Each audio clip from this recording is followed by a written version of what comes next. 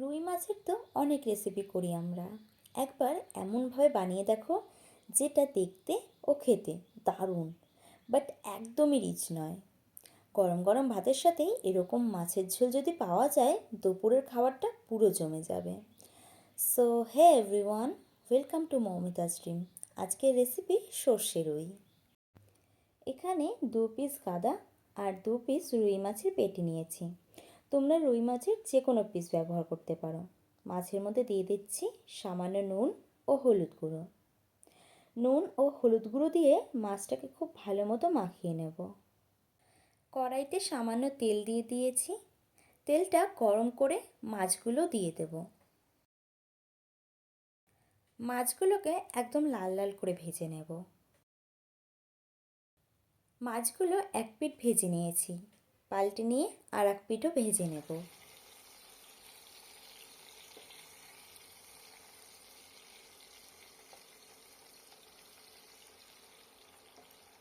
মাছ ভাজা হতে হতে চলো একটা মশলা বানিয়ে নিই।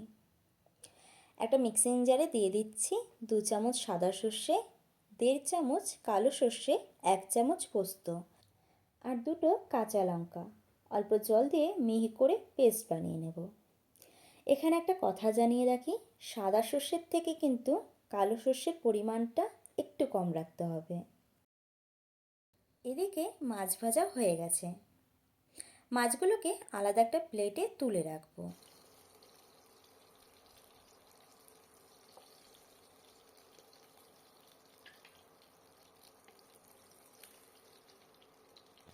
ফোড়নে দিয়ে দিচ্ছি একটা শুকনো লঙ্কা আর সামান্য কালো জিরে।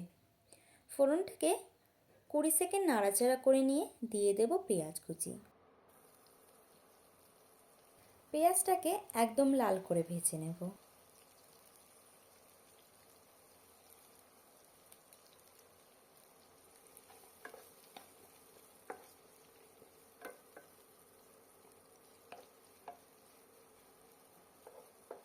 পেঁয়াজ ভাজার কাজ শেষ।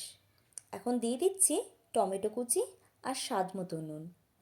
টমেটোটা 2 মিনিট কড়াইতে নাড়াচাড়া করে নেব।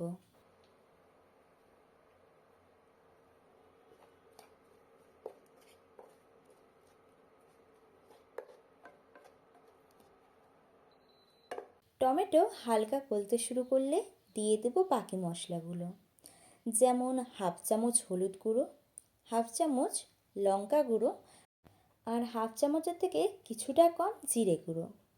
এবারে সব মশলাগুলোকে একসাথে মিশিয়ে নেব আর কষাবো যতক্ষণ না টমেটো পুরোপুরি গলে যায়।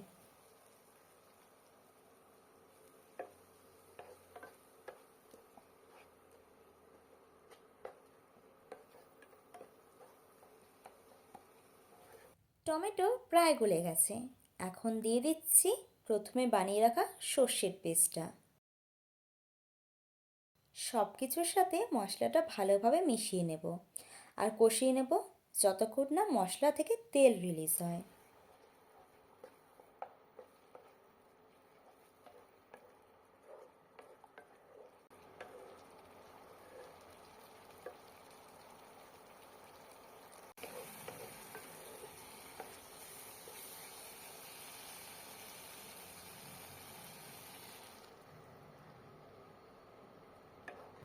মশলাটা প্রায় 5 মিনিট কষিয়ে নিয়েছি এবং মশলা থেকে তেলও রিলিজ হয়েছে।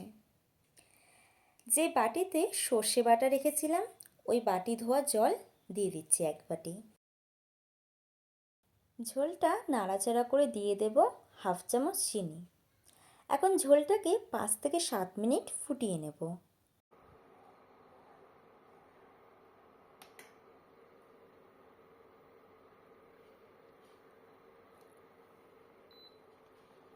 ঝোলে কিন্তু বেশ সুন্দর একটা কালার এসেছে।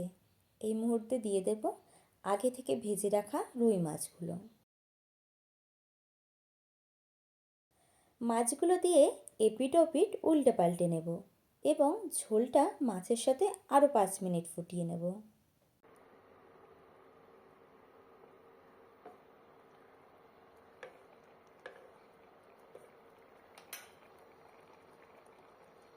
সবশেষে দিয়ে দেব কয়েক টুকরো চেরা কাঁচা লঙ্কা। ব্যাস তৈরি হয়ে গেল দারুণ স্বাদের সর্ষে রুই। লাগছে তো দেখতে লোভনীয়, আর খেতেও কিন্তু তেমনই টেস্টি।